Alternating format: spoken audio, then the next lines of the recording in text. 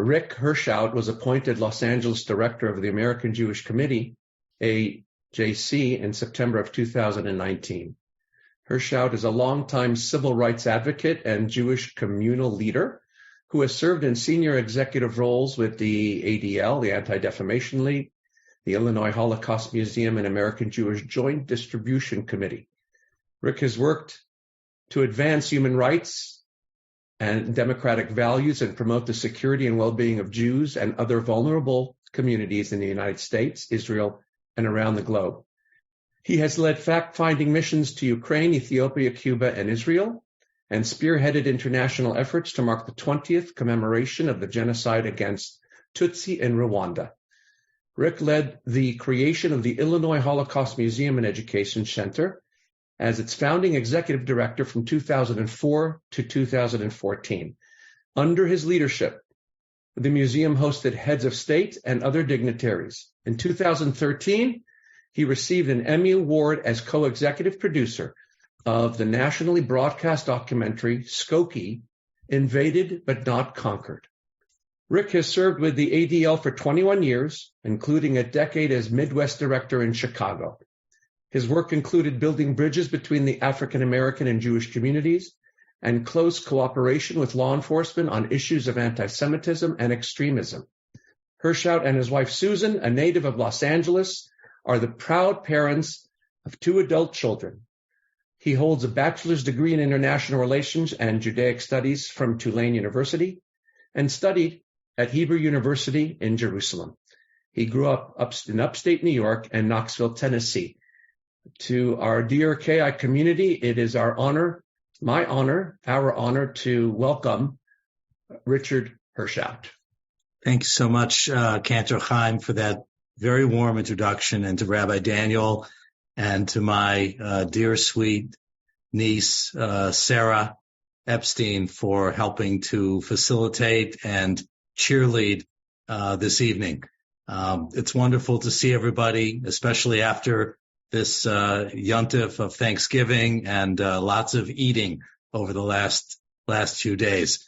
Hopefully everyone is rested and recharged and ready to dive deep and deeper into this terrible subject that is now front and center, that is really gone mainstream. Anti-Semitism is no longer in the shadows or in the darker corners of our society. Look no further than our former president hosting for dinner at his club at Mar-a-Lago a well-known Holocaust denier, white supremacist by the name of Nick Fuentes, who was also a dinner guest with Ye, previously known as Kanye West. Now, if that sounds very political, I will tell you from the outset that AJC, American Jewish Committee, is a nonpartisan, a non-political organization, but we will follow bigotry and anti-Semitism and prejudice wherever it leads us. And it's important that we call it out whenever we see it. What I hope we can do over this next hour is take a very serious look at all of the places where anti-Semitism manifests. This will be perhaps a bit of a refresher course for many of you, but what we hope to do is spend a little time sharing with you the kind of information that AJC is called upon to share with the broader community, increasingly so. And in fact, the slideshow that we will walk through, and we'll try to do this relatively quickly so that we have time for discussion and Q&A, is no different than a presentation that was done just last week for the LA Clippers. So if you happen to be a fan of the NBA and of and the various teams, this is the kind of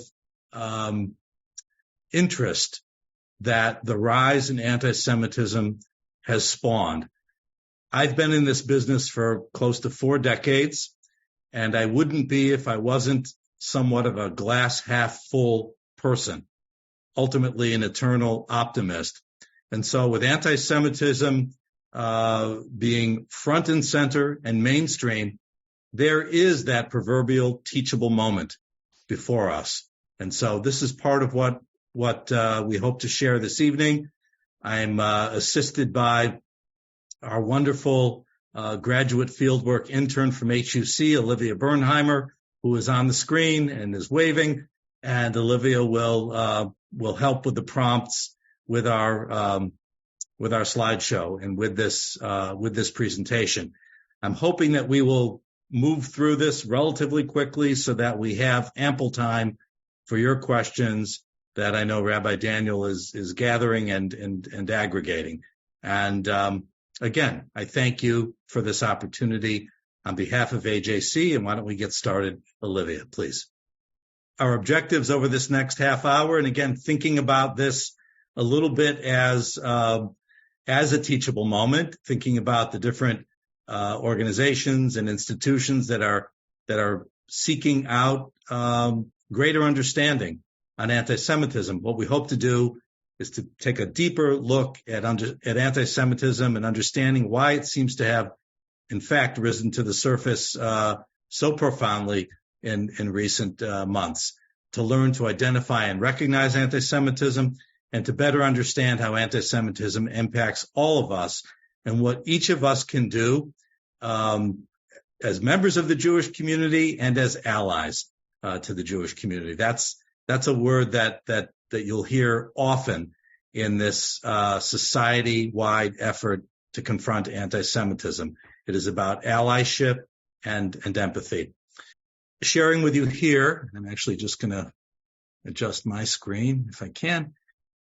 41% of Americans, we won't be too heavy with statistics here, but I do want to share one important one, that some 41% of Americans have witnessed an anti-Semitic incident either in person, online, or against a Jewish institution over the past, it's really probably 24 months because this survey is now nearly a year old. But this reflects one of several annual surveys that AJC has conducted, not just of Jewish perceptions of anti-Semitism, but we really wanted to get a sense of what the broader community, which of course includes Jews, but the larger, primarily non-Jewish community has seen and experienced.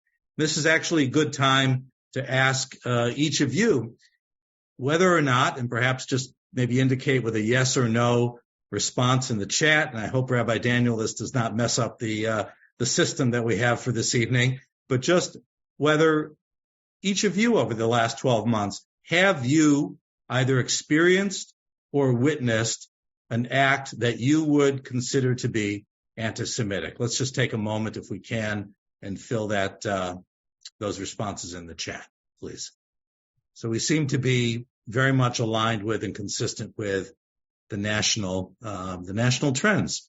We're seeing it. We are undoubtedly living through a moment that has the ground under our feet a little shaky, and not just because we're in California, but because there's a little bit of a sense of loss of equilibrium, if you will. And for those of us in LA, which is probably the majority, if not all of us on this program tonight, think back just 6 weeks ago. It started with the LA City Council and the revelations of bigotry and hate surreptitiously recorded more than a year ago, and that targeted primarily the African American community, but the Jewish community was not far behind, and there was anti-Semitism embedded in those recordings. That was followed, of course, by the expressions of sheer hate, ignorance, and menace, ominous threats from Kanye West. Kanye West, whose social media following eclipses threefold the entire Jewish population on the planet. And so I share that point because if people want to know, why are we so upset? Why are we so concerned about the ramblings of someone who arguably is not well? It's because of the power of social media. And we will talk a little bit more about that as the hour progresses. And then, of course, in LA, we saw the unfurling of the most vile banner over the 405. Kanye was right. Honk if you believe Kanye was right. There were more members of the AJC board and other clergy in LA who happened to be driving down the 405 that day and came upon that awful, awful expression of hate. So all of this had a cumulative effect, compounded by Kyrie Irving of the New Jersey. I still call them the New Jersey Nets. They're the Brooklyn Nets, of course, but a superstar basketball player promoting a hateful anti-Semitic screed that holds Jews responsible for the slave trade. And all of this, again, compounded. And then perhaps you saw Dave Chappelle do a monologue on SNL just a couple of weeks ago, 15 minutes. He saved it for the live show because the 1 hour rehearsal that precedes the live show, he did a fake monologue. Now, whether or not he had permission to do what he ultimately did remains to be seen. We don't know. And that's still a mystery. But again, for all the years that I've had the privilege of being in this line of work, I have never felt so objectified and so marginalized by that screed. And that is something that I think we have to just bear in mind. So I digress. Olivia, next slide, please. So continuing, again, AJC surveys, nearly 4 in 10 American Jews say they have avoided at least one of the 3 behaviors you see in this slide. And that's 17% avoiding certain places, events, or situations out of fear of anti-Semitism, 22% avoiding making themselves visually identifiable as Jewish out of a fear of anti-Semitism, and 25% having refrained from posting Jewish-related content online over fear of anti-Semitism. So this is to say that what's out there is not only real, but it is becoming increasingly internalized.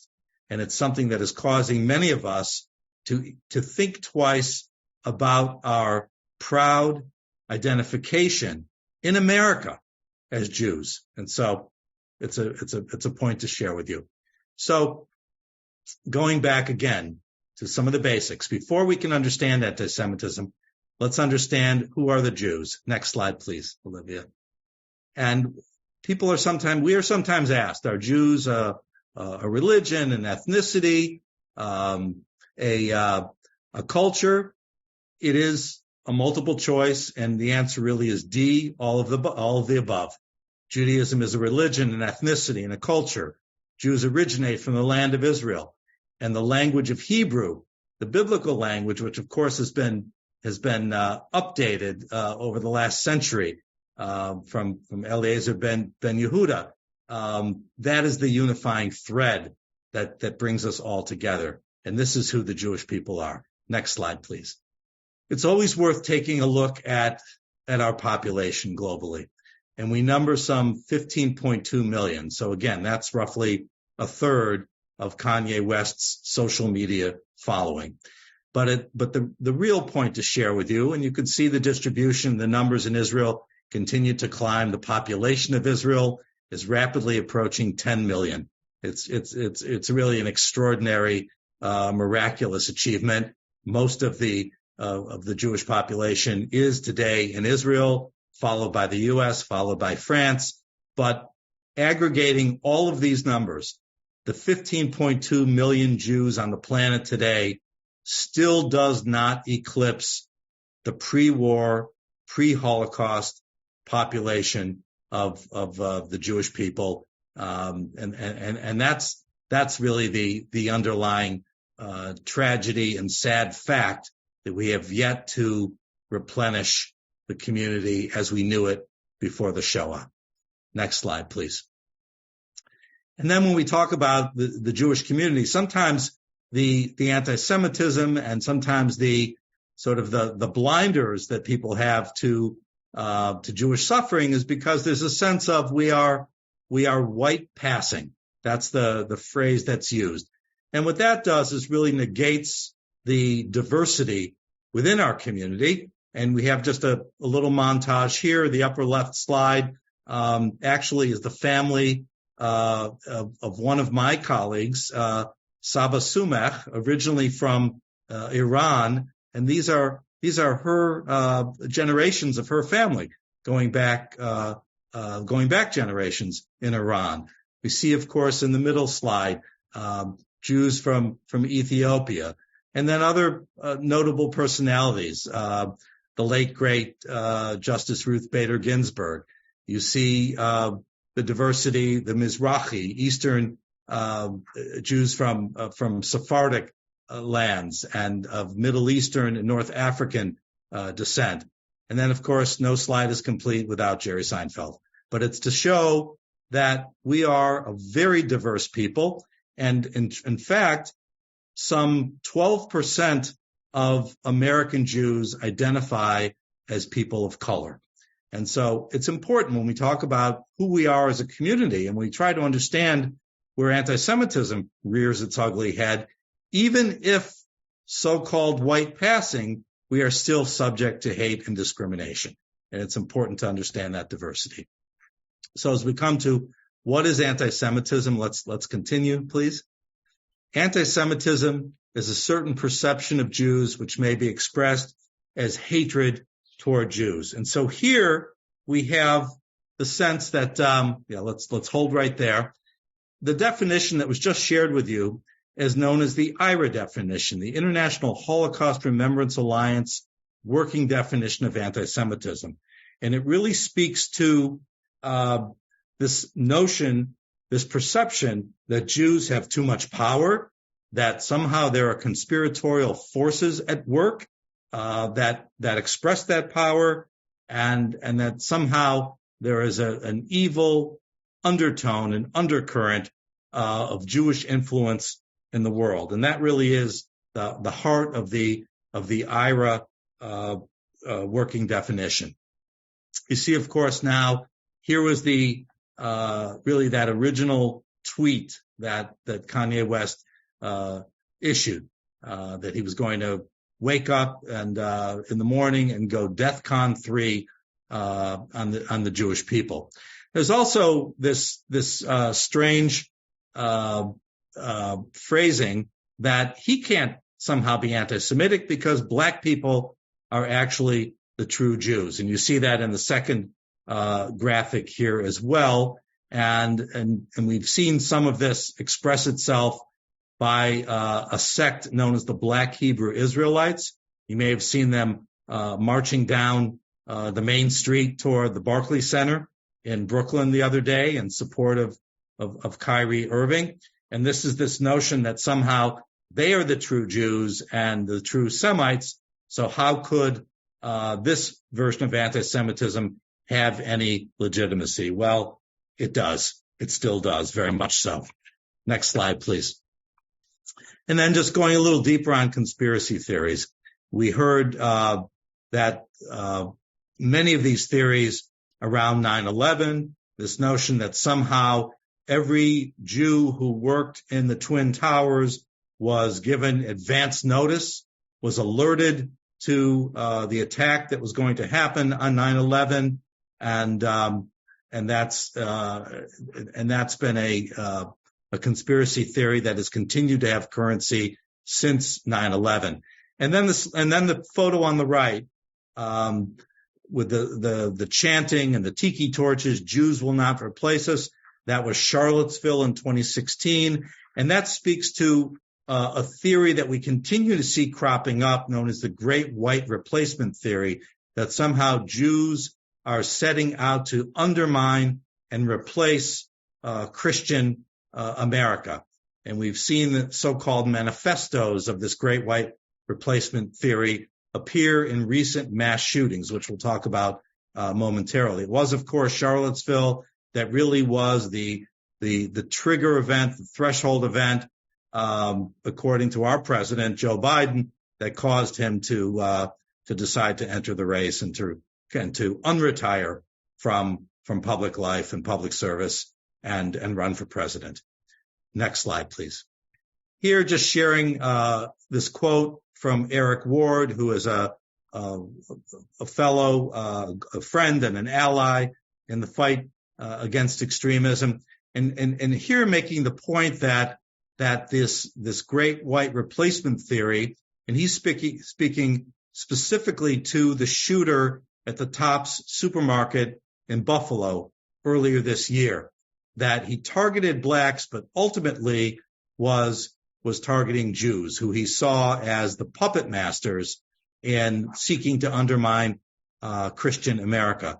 By the way, the shooter just today, pled guilty to federal hate crime and murder charges. But Eric Ward has really hit the nail on the head with this view. Next slide, please. And again, very, very quickly, when we look at the history of anti-Semitism, this is the world's most enduring hatred. We see it with Christian anti-Judaism, classic anti-Semitism, as it's been referred to, the deicide charge that Jews somehow were responsible for the murder of Christ. This is a theory that held for 2 millennia. It was only in 1965 that the Catholic Church, through its declaration of Nostra Aetate, finally moved away from the deicide charge against the Jews. We see it in political anti-Semitism. We see it in racial anti-Semitism. We see it with anti-Semitism in Muslim lands, and of course, anti-Israel anti-Semitism. And really the seminal work that is so much of the wellspring of anti-Jewish hatred is a screed that was written in Tsarist Russia, known as the Protocols of the Learned Elders of Zion, that supposedly revealed a plot, a secret cabal of Jews to control the world. But the Protocols has been the most enduring piece of hate for well over a century. Let's continue. Just including here, because I think it's noteworthy and important when we talk about the racial anti-Semitism of the Third Reich, of Nazis and Hitler. He did look to America in part. The Nazis took some of their racial policies from what was going on in the American South. And so these two images of the Jim Crow South in 1960, and obviously preceding that, in Nazi Germany, we see a bench in Austria just for Jews. There were parallels, and that's a discussion for another day, but it's an important element to include here. Now, in terms of contemporary anti-Semitism, we see it cropping up during electoral seasons, the electoral cycles in which Jews are vilified and seen as somehow seeking undue influence and control.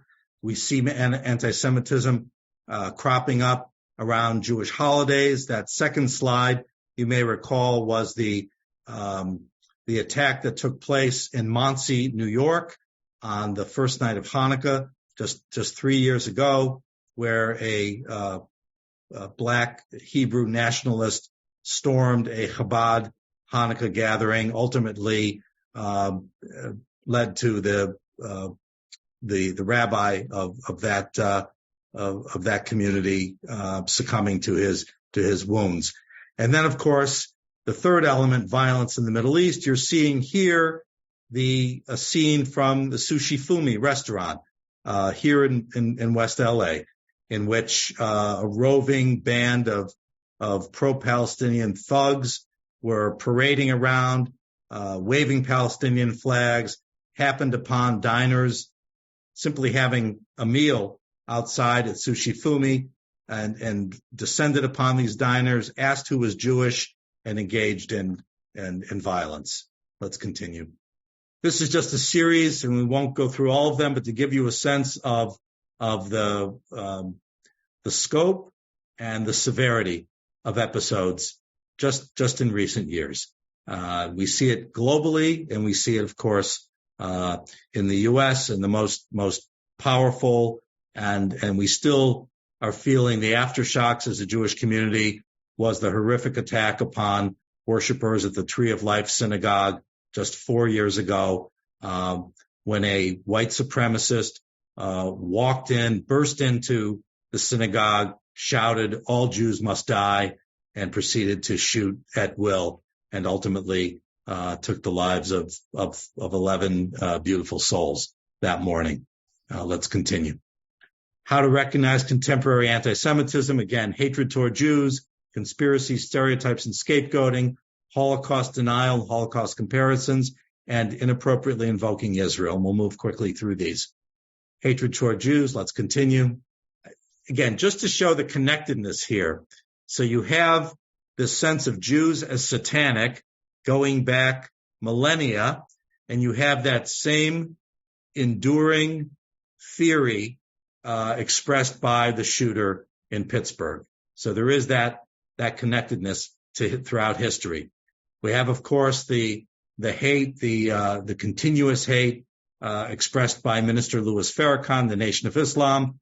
I spent many years in Chicago, and there was we greeted with dread every February when the so-called Savior's Day gathering, thousands of people gathering in a large communal hall for Farrakhan's usually 3 or 4 hour speech, peppered with anti-Semitism. And then there was, of course, the 1 year where he had a group of black hat Orthodox Jews from the Nature Karta sect.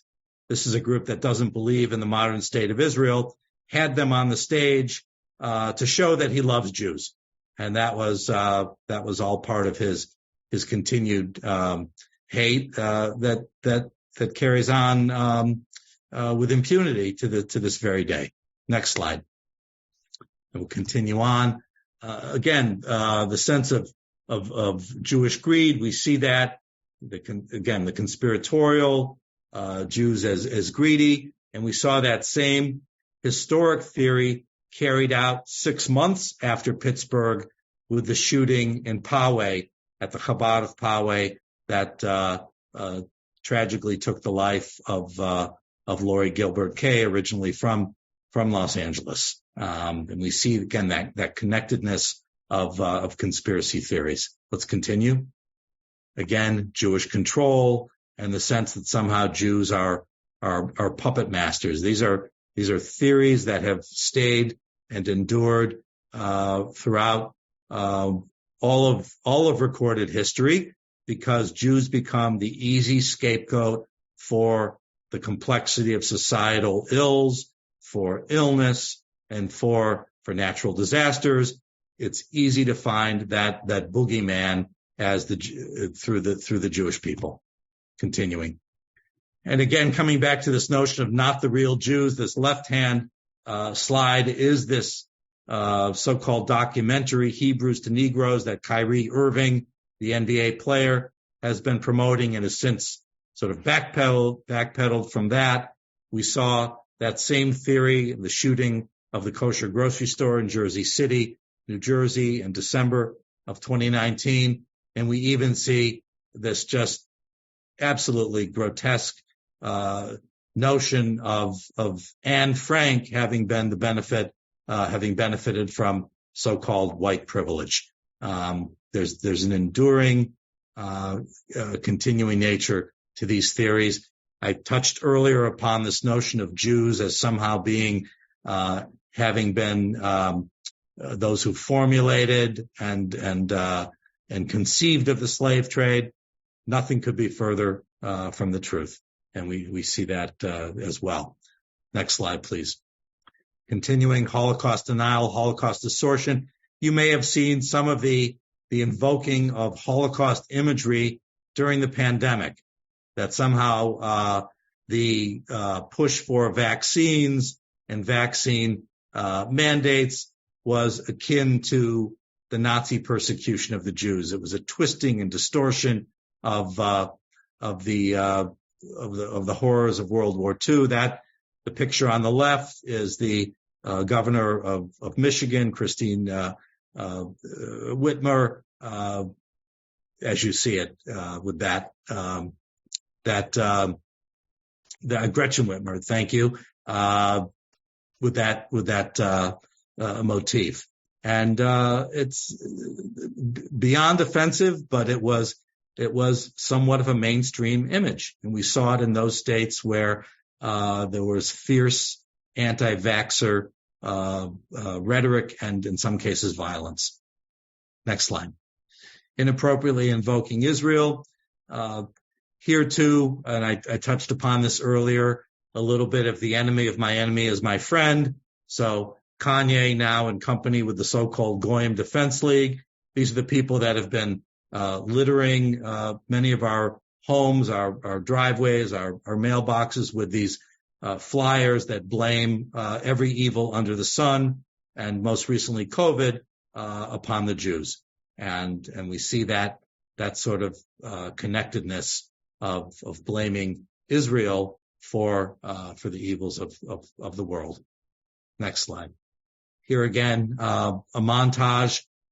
I'll point out, you've got the picture of Sushi Fumi, you've got the Palestinians prior to that attack. The gentleman with the neck brace was an Orthodox Jew who was walking in Times Square on a Friday afternoon and was attacked in broad daylight because he was wearing the kippah. That spoke to the tenor and the tone of anti-Jewish hostility that was going on out there, but specifically pointing to May of 21. This is when the 11-day Gaza conflict took place, and there was this sense of American Jews as somehow combatants and by proxy, and that it was open season and fair game for those who were critical of Israel to attack Jews in the streets of America. Next slide. I won't go deep on this, but I will point to, again, I'd spoken about the IRA working definition, but the document that you see, the brochure that you see, Translate Hate, is available on the AJC website. It is free of charge, ajc.org. And this is a series of different tropes and canards through the centuries that are defined and broken down, and frankly, as we understand them, we rob them of whatever power they have, I believe, to cause harm and hate. And that's part of what recognizing and understanding anti-Semitism today is all about. The next slide. And again, so much of this is a message to our would-be allies, and that is to understand that anti-Semitism is a whole of society problem. It is the proverbial canary in the coal mine. It is a gateway hate. So when we talk about fighting anti-Semitism, we ultimately are speaking out and confronting all forms of bigotry and hate in America. And that's the beauty, I believe, of this teachable moment, of the fact that we are no longer talking about a hatred that is lurking in the shadows. Next slide. And ultimately, I'll just say a word about DEI. We hear a lot about diversity, equity, and inclusion. It is the kind of the term of art. It is the most sort of politically correct and appropriately so focus in so much of corporate America today. What's very important from our view, from our perspective, and really so much of our training focuses on this, is to make sure that DEI doesn't forget the Jewish community. So when we're doing workshops, so much of it is at the behest of Jewish employee groups at different companies and different corporations, that they are finally being recognized and included and treated equally with other diverse groups throughout the workplace. And that's an important new beginning, really, and a revelation for many. And so that's something that we're excited about, making those inroads. And I think we might have come to the last slide. So that's me. That's my email. And the good news about AJC, we've been around 116 years. We are not going out of business anytime soon, and we are global, but we are also hyper local. And whenever anti-Semitism arises, we are here to help and to engage and to try to ease the pain of this most enduring hate. So let me stop there, and I hope that there are questions or comments. So first of all, thank you very much for the background and the kind of context and for a way of us seeing this. We've had some different questions come through, some of which are about what specifically you were addressing, and other pieces are about how we're supposed to see and frame these thoughts. And so the first is you started to address it. If you consider anti-Semitism to be a political issue, like, do you consider anti-Semitism to be political? We've looked at that a little bit. And if so, how should synagogue be engaging with those who promote it? How should synagogues be going about pushing back or doing advocacy work in something that does have this kind of political sphere around it? It's a great question, and I think I think we have to approach it by understanding that it manifests from the right, it manifests from the left, it manifests as well from Muslim extremists, and you have to be somewhat swivel-headed when it comes to anti-Semitism. I think I saw a comment just flash across the screen about the college campus, and I did not address the campus. I figured there would be a question, as there was, and much of that is coming from is in fact coming from the left, where Jewish students on a college campus often have no idea about the environment that they are walking into. And part of our job, and we're doing this at AJC and other organizations are doing it as well, is to prepare them so that there is an understanding that when a well-intentioned Jewish young adult signs up for the environmental club or some other social justice effort on campus and is somehow canceled and very clearly, no uncertain terms, made unwelcome at that forum, that they have a way of responding, and we have to just make that clear. I think there is a role, as you've asked, Daniel, for the synagogues to make sure that youth, the young people, are fully exposed, whether it's through role play, through the experiences of older siblings on a college campus, to be able to understand and recognize anti-Semitism. But wherever it rears its ugly head, it should be confronted and condemned. And I appreciate it, and we will definitely go a little bit further into the college campus piece. But to get there, I think there's two questions that we kind of need to address. The first is, we had a great question here from Ruthie, is what specifically makes it so easy for the Jews to continually be the scapegoat or boogeyman? For a lot of us, we've seen that history or a different side of what you've shared, but something that confuses a lot of people is why it keeps coming back. Like, what perpetually makes the Jewish community into this scapegoat or boogeyman for other groups and people? Well, ultimately, great question. Ultimately, we go back to those conspiracy theories. Anti-Semitism is about fear. It is about envy. It is about the other and objectifying and diminishing the other. And Jews have simply been, throughout history, too easily cast as scapegoats. When we've been shut out of industries, shut out of academia, shut out of professional opportunities, we have found other ways to make our way. That's the story of the Jews in Hollywood. That fundamentally Hollywood was open, and the creative path was open to Jews because much else was not. Right. And so that history side makes sense. But for once you have those pieces, understanding a bit of the scapegoat, or even part of it still being a mystery, the question of how we combat it today becomes that main factor. That will go for the college campus piece, even for lower school level associations. We had a comment in there about UTLA when they were going through their anti-Israel motion and all kinds of other pieces. So how do we combat it, knowing that history and knowing that it's going to keep percolating back up? What are we supposed to do to not feel like it's a futile effort, and to make sure that we are hopefully moving the pendulum forward in pushing back against, hate?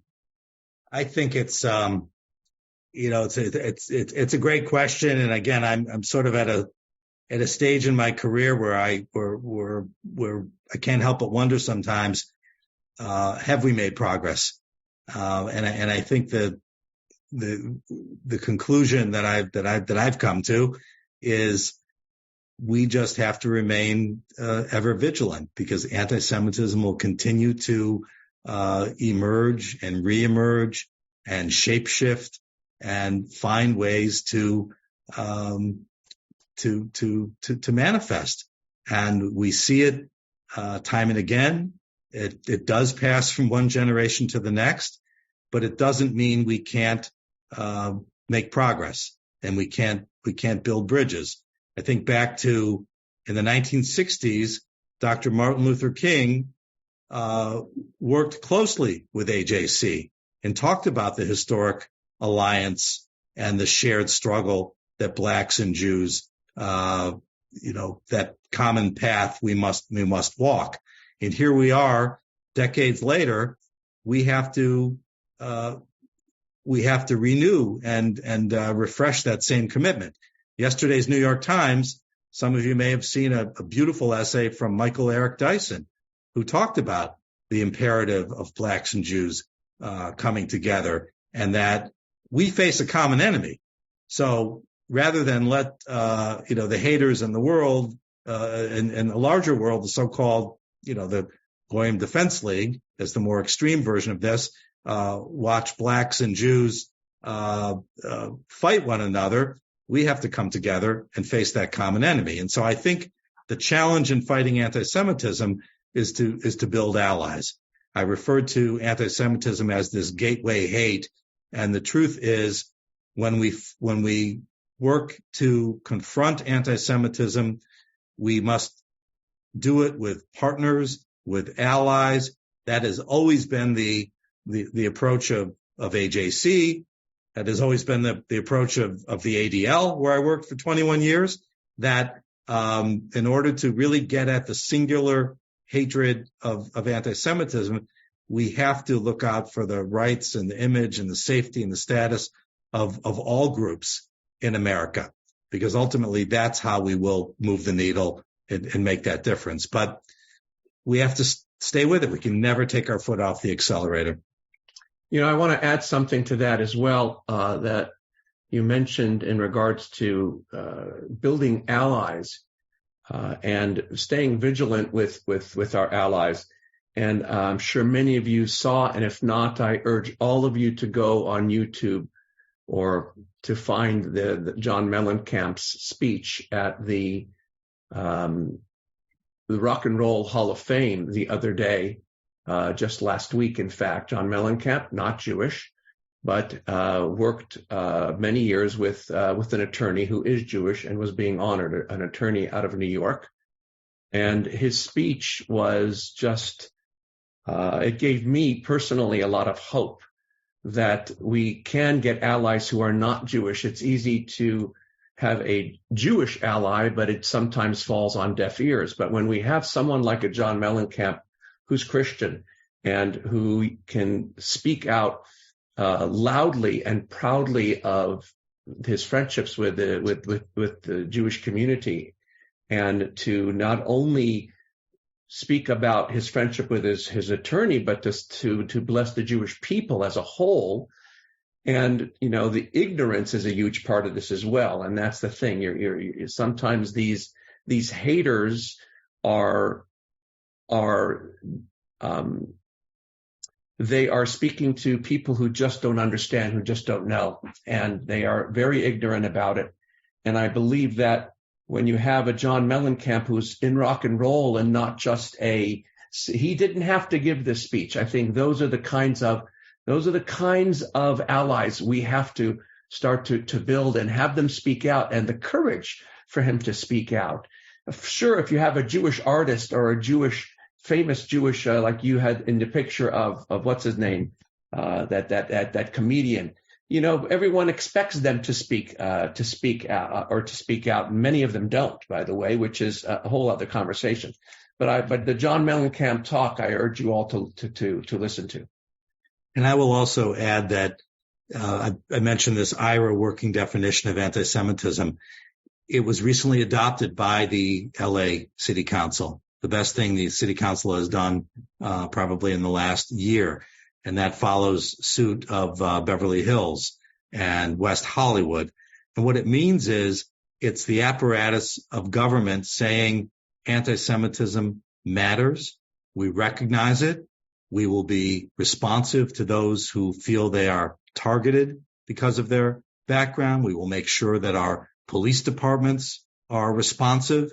And when incidents arise, we will make sure that our institutions are safe and protected. It really sets that tone. And that's part of what AJC is working to do. We have an initiative involving mayors from across the United States. More than 700 mayors have signed a pledge to confront and recognize anti-Semitism in their communities.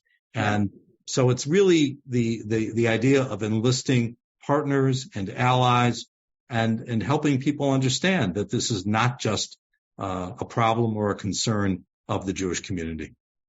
Yeah, I appreciate that. I also I see these different questions flowing in, and some of what we're looking at now is how do we combat anti-Semitism either through law or through tackling this age-old piece of stereotype. And one of the things that you touched upon earlier that I think is a really important factor in how we interact today is this nuance piece.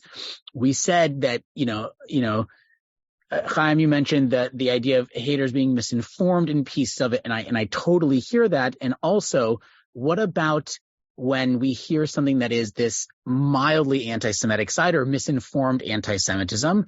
What does that mean for our allyships? Like when you said, something comes from the left and you might agree with X amount of what they're saying, but there's a piece of it that's problematic. How are we supposed to navigate in that nuance? And I'll go even further to say that I think this same question has to now be asked when we're looking at the formation of the new Israeli government, right? This is not to turn away from anti-Semitism in the States, but to ask, we're seeing a lot of posts about people very concerned with what hatred towards Jews inside of the Jewish world also looks like. So I don't want that to be the focus, but to this side of where our nuance is supposed to lie inside of finding those allyships you were referring to.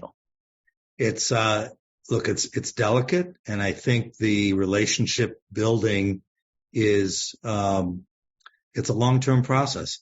And I'll share with you one of the relationships that we are in the process of establishing and building is with a major entertainment holding company, Universal Music Group, UMG. And they are the holding company for a number of different labels, Def Jam and Capitol Records and others. At one point, one of their labels represented Kanye. They no longer do, thankfully. But literally 10 days ago, we convened a small Shabbat dinner with executives from UMG and AJC leadership, and we were very honest about what causes our communities and sort of under the guise of Black Jewish, but larger than that, what causes each of us pain and trying to build empathy and find some common ground to elevate the conversation and to build some degree of trust. And I think part of it is we have to take some risks and kind of reach out, across the aisle, as it were, not just politically, but even in terms of philosophically, and there's some vulnerability that comes with that. But I think we have to try to educate those whom we believe are worth investing in and partnering with. And it's like any relationship, it will have its its ups and downs, but we have to make that effort. With respect to the new Israeli government, there's a lot of concern, and that would be, it would be disingenuous of me not to say that there isn't a concern over the direction of the government. And I think as American Jews who love Israel, we need to make our voices heard respectfully. At the same time, we need to remind the larger community and our own community that this was Israel's fifth referendum in a period of 4 years, that democracy is alive and well in Israel, that the previous government was hardly a unity government, but it was a coalition of, what did I read earlier today? It was the 70% rule, or 70% principle, that you get people to agree, who can agree on, 70% of what needs to be done to run a country, and leave the other 30% to the side, not to be resolved. And that government, which some predicted wouldn't last 24 hours, held for well over a year. And the hope is there will be that this new government will be better than they appear to be at this stage. But here too, I think our challenge is to ensure that critics of Israel have every right to express their divergent views with particular, or take issue with particular government policies, but to call into question the very existence or the right of the state to exist is dabbling in anti-Semitism, and that's a very clear point that this IRA working definition makes. In fact, thank you. I think one of the pieces that you very aptly touched upon is that you have to be able to own and acknowledge the pieces that make us uncomfortable, because otherwise we run the risk of this dismissive version of combating anti-Semitism. And we know, because you just said it, sitting at the table and having a conversation is far more effective than the micro, soundbite tweet versions of expression of frustration. So holding that notion that those conversations are important, quite a few questions have come across here about the means for us to combat anti-Semitism through the legal system, whether it be through the definition of discrimination, as Lauren Schiff asked, or here in how law enforcement can be involved in shutting down some of these groups that are pretty blatantly hate groups and that fit within the definition of such. How do we both call upon and hope that the legal system will do that while holding that same nuance that you're talking about, so that we don't lose the PR side of this either, which is a really important aspect? So the good news in some ways is that we do have relatively strong hate crime laws, both federally and increasingly here in California.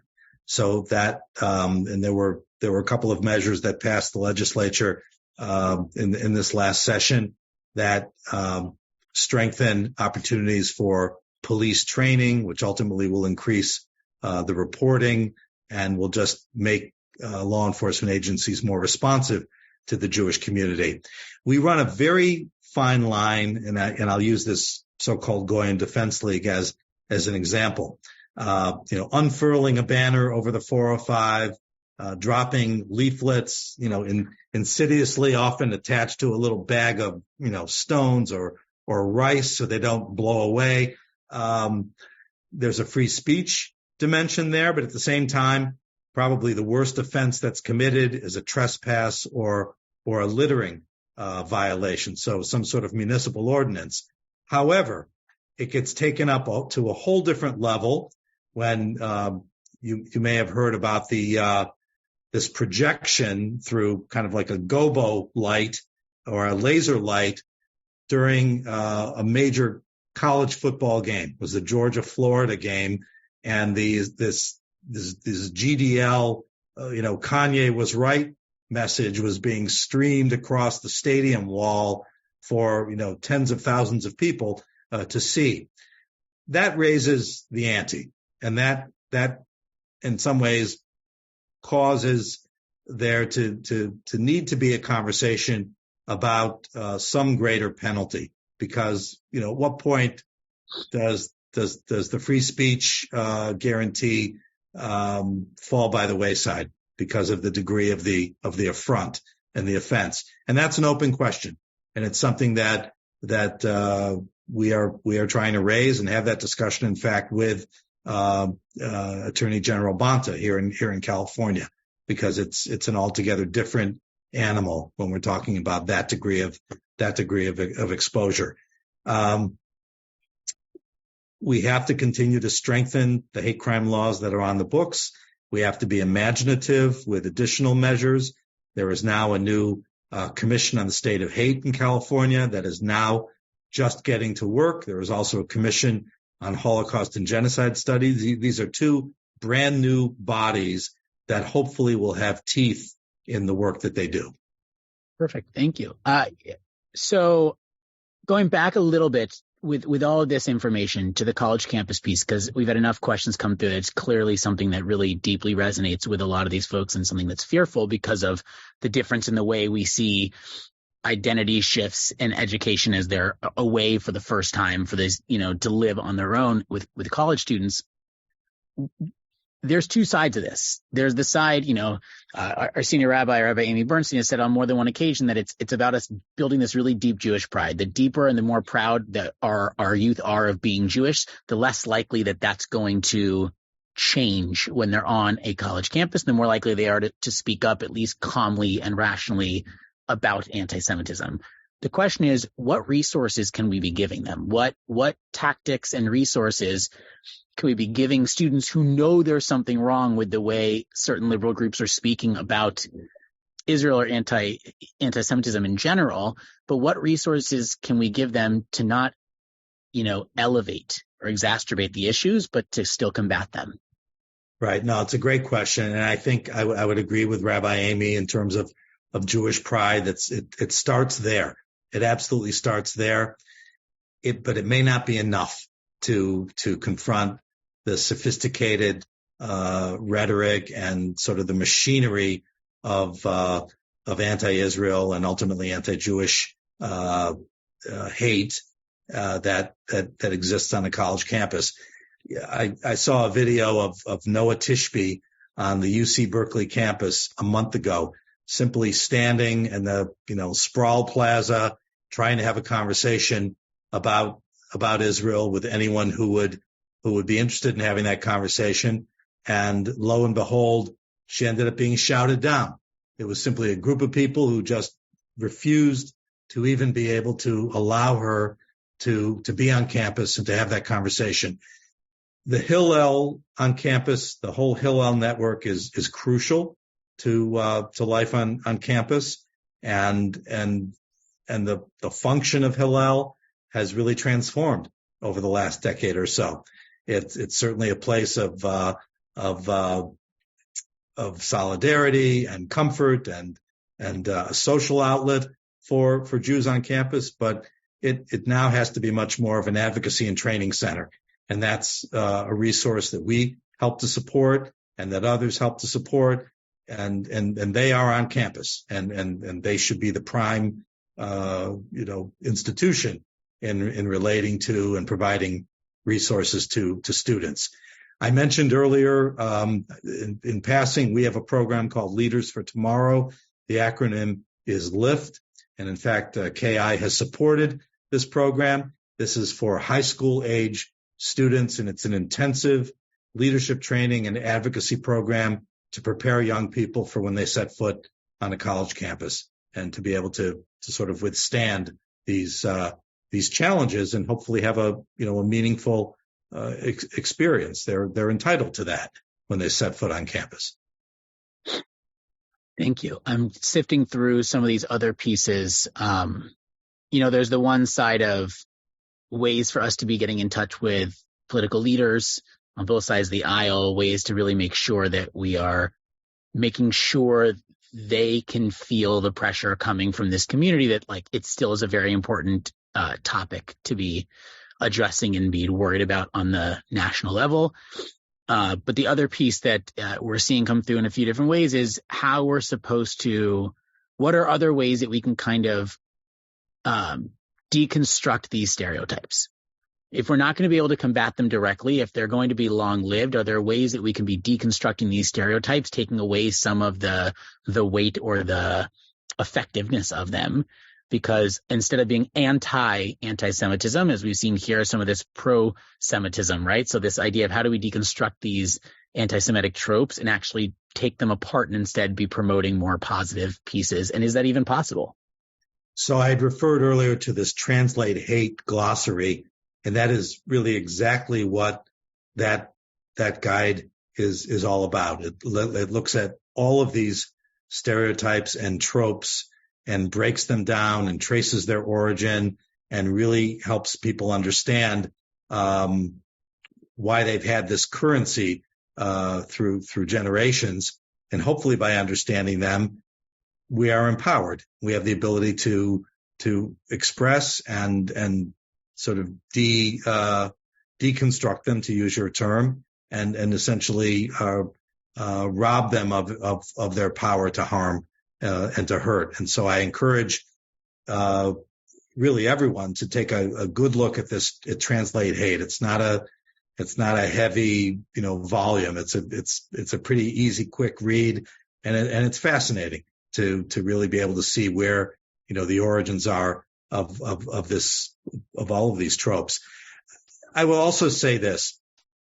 I think the greatest problem we have right now is the power of social media and the so-called influencers and folks who have the platform and the ability to use their voice for good, either being silent or being co-opted by a degree of ignorance and kind of just going along with the crowd.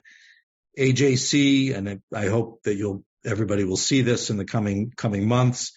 We are hoping to enlist a number of prominent celebrities and influencers and social media types in the fight against anti-Semitism, so that they use their platform.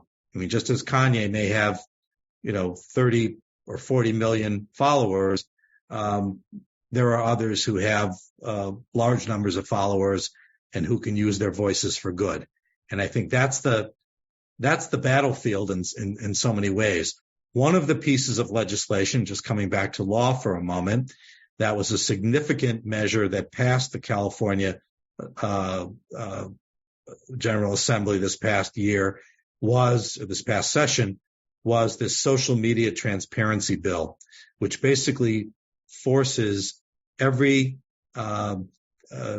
tech company, every social media platform in California, so we're talking about Facebook and others, to disclose their policies on hate, to disclose their policies to essentially be transparent with their policies and what they allow on their platforms. Social media companies were not happy about this piece of legislation, but it carried the day in any case. And now the challenge is to see that it is adhered to, that there is compliance with the measure. That will help go a long way as well. Beautiful. I really appreciate you fielding these different questions. I'm looking through. I think that is that you really did a great job with that, and I really appreciate that. So I'm going to throw it back over to our beloved Chayim Frenkel. Well, I just want to thank you, Rabbi Sher, for being an incredible moderator. I know you have so many talents that I've never seen you moderate like on this level. So, kol hakavod, yasher koach, was really wonderful.